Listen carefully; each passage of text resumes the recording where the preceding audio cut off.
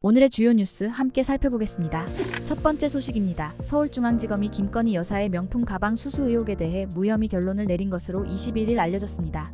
이 수사는 김 여사가 2022년 9월 최재형 목사로부터 명품 가방 디올백을 받았다는 의혹과 관련해 청탁금지법 위반 혐의를 다룬 것이었습니다. 수사팀은 이번 사건에서 김 여사가 받은 가방이 윤석열 대통령의 직무와 관련성이 없다고 판단했습니다. 최재형 목사는 김창준 전 미국 연방하원 의원의 국립묘지 안장, 윤 대통령 부부와의 접견, 통일TV 재송출 문제 등에 대한 청탁을 했다고 주장했지만 검찰은 이러한 청탁들이 대통령의 직무와 직접적인 관련이 없다는 결론을 내렸습니다.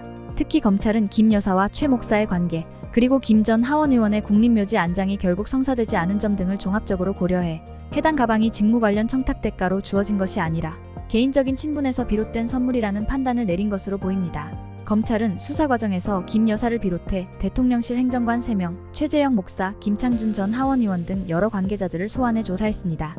또한 최 목사가 김 여사에게 가방을 건네는 모습이 담긴 영상 속 가방과 실제 대통령실에서 제출된 디올백이 동일한지 여부도 검토했습니다. 이러한 판단에 따라 윤석열 대통령도 청탁금지법상 신고 의무가 없다는 결론이 나올 가능성이 큽니다.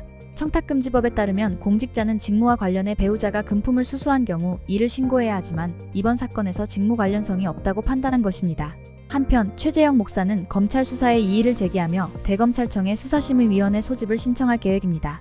다만 이원석 검찰총장이 임기 내에 이 사건을 마무리하겠다는 의지를 밝혔기 때문에 수사심의위가 소집되지 않고 사건이 종결될 가능성도 있습니다. 다음 뉴스입니다. 전세사기 특별법 개정안이 20일 국회 국토교통위원회 법안심사소위원회를 통과했습니다. 이 개정안은 한국토지주택공사 LH가 전세사기 피해 주택을 경매로 낙찰받아 경매 차익을 지급하고 전세사기 피해자 인정 보증금 한도를 7억 원까지 확대하는 내용을 담고 있습니다. 여야는 이 개정안을 오는 28일 본회의에서 통과시킬 예정입니다. 개정안에 따르면 전세사기 피해 주택에 거주하지 않거나 거주를 원하지 않는 피해자들은 LH의 전세임대주택 제도를 활용해 민간임대주택에 거주할 수 있게 됩니다. 전세임대주택은 LH가 주택 소유자와 전세계약을 맺고 피해자에게 저렴하게 재임대하는 방식입니다. 또한 전세사기 피해자 인정 보증금 한도가 3억 원에서 5억 원으로 상향되었으며 피해지원위원회가 추가로 2억 원을 인정할 수 있어 최대 7억 원까지 피해자로 인정받을 수 있습니다. 이로 인해 전세사기 피해자 수가 더욱 늘어날 것으로 보입니다. 하지만 고가주택 임차인에 대한 지원 논란은 여전히 해결되지 않았습니다. 정부는 고가주택까지 지원하는 것이 바람직한지에 대한 사회적 합의가 필요하다고 밝혔습니다. 또한 경매 속도를 높이는 것도 과제로 남아있습니다. 현재까지 LH가 우선 매수권을 통해 매입한 전세사기 피해 주택은 5가구에 불과합니다. 경매 차익에 대한 피해자의 만족도 또한 문제로 지적되고 있으며 경매 낙찰가에 따라 피해자가 돌려받을 금액이 크게 달라질 수 있습니다. 다음 뉴스입니다. 정부가 다음 달부터 수도권 주택담보대출, 주담대 한도를 지방의 2배 이상 줄이기로 했습니다. 이는 수도권 집값 상승을 억제하고 빠르게 증가하는 가계부채를 관리하기 위한 조치입니다. 새로운 규제에 따라 총부채원리 금상환 비율 DSR 산정 시 수도권과 지방의 스트레스 금리의 차등을 두게 되며 이로 인해 대출 한도가 줄어들 예정입니다. 구체적으로 은행권의 수도권 주담대에는 1.2%포인트의 스트레스 금리가 적용되고 지방 주담대에는 0.75%포인트가 적용됩니다. 이에 따라 수도권 주택을 담보로 30년 만기 대출을 받을 경우 소득 5천만 원인 차주의 주담대 한도는 3억 1,500만 원에서 2억 8,700만 원으로 줄어들게 됩니다. 같은 조건에서 지방 주택의 주담대 한도는 3억 200만 원으로 줄어듭니다. 금융당국은 이 조치가 실수요자들에게 미치는 영향이 제한적일 것이라고 전망하면서도 경과 조치로 이달 말까지 주택 매매 계약을 체결한 차주에 대해서는 종전 규정을 적용하기로 했습니다. 그러나 이러한 조치가 대출 수요를 한꺼번에 몰리게 할 수 있다는 우려도 있습니다. 한편 은행들은 모든 가계대출에 대해 내부관리 목적의 DSR을 산출해야 하며 가계대출 증가세가 계속될 경우 추가적인 규제도 검토되고 있습니다. 다음 뉴스입니다. 코로나19 확산으로 응급실 내원 환자가 증가하자 정부는 응급실 과부하 문제를 해결하기 위해 추가 대책을 발표했습니다. 경증 환자를 공공병원의 발열클리닉으로 이송하고 코로나19 거점 병원이었던 곳들을 협력병원으로 지정해 입원 치료를 지원할 계획입니다. 보건복지부에 따르면 최근 응급실 방문 환자 수가 평상시보다 늘었으며 특히 코로나19 환자가 주말과 야간에 집중되고 있습니다. 응급실을 찾는 코로나19 환자의 95% 이상이 중등증 이하로 동네 병의원에서도 진료가 가능하다고 밝혔습니다. 이에 정부는 공공병원에서 야간 주말 발열 클리닉을 운영하고 협력병원을 통해 코로나19 환자의 입원 치료를 원활히 할 방침입니다. 또한 지자체의 발열 클리닉 지정 등의 계획을 요청해 빠른 시일 내에 운영을 시작할 예정입니다. 응급실 과부하 문제는 일부 병원에서 진료 기능이 축소된 것이며 전국의 응급의료센터는 진료를 제한 없이 운영 중이라고 정부는 강조했습니다. 정부는 필수 의료 체계의 구조적 문제를 해결하기 위해 의료개혁도 지속적으로 추진하겠다고 밝혔습니다. 다음 뉴스입니다. 정부가 추진하는 유보통합에 따라 만 0에서 5세 아동이 다니는 어린이집과 유치원을 통합하는 시범 운영이 9월부터 시작됩니다. 이를 통해 돌봄 시간이 늘어나고 교사 1인당 담당하는 영유아 수가 줄어들 예정입니다.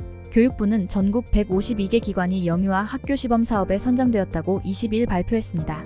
이는 유치원과 어린이집이 본격적으로 통합되기 전에 더 나은 교육 보육 서비스를 제공하기 위한 시범 사업입니다.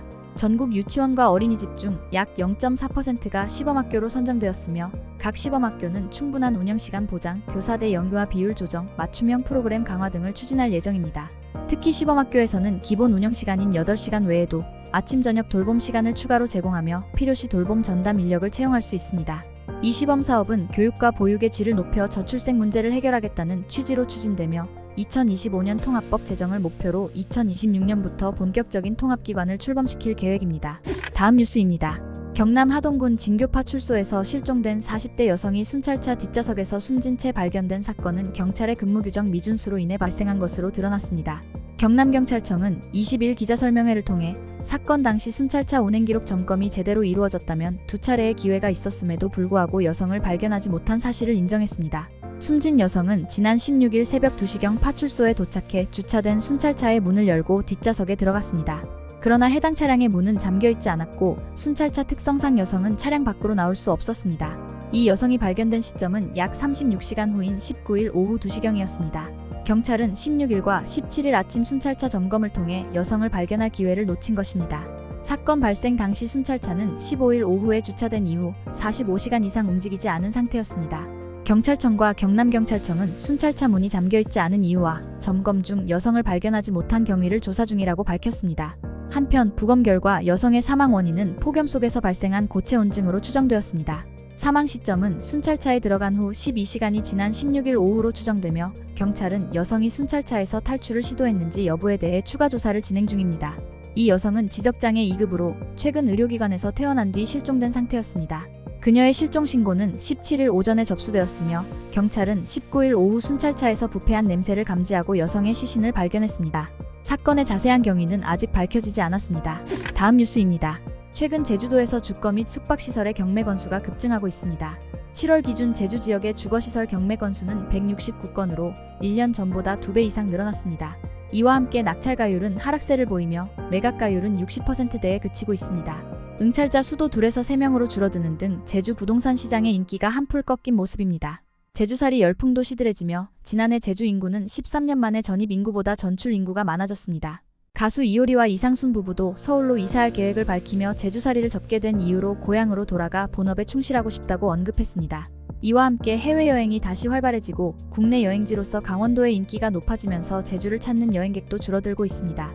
이로 인해 제주도 숙박시설 경매 건수도 계속 증가하고 있으며 낙찰가율은 감정가의 절반에도 미치지 못하는 수준입니다. 특히 농지 포함 주거 숙박시설의 경우 외지인이 농지 취득 자격증명을 발급받아야 하는 규제로 인해 투자 수요가 감소한 점도 경매 시장에 영향을 미친 것으로 분석됩니다. 마지막으로 날씨입니다. 22일 목요일인 내일은 절기상 더위가 한풀 꺾인다는 처서가 찾아오지만 전국은 대체로 흐리고 가끔 비가 내리겠습니다. 하지만 이번 처서에는 처서의 마법이 나타나지 않을 전망입니다. 태풍 종다리의 영향으로 무더위는 가시지 않은 채 무더위와 열대야가 이어질 것으로 보입니다.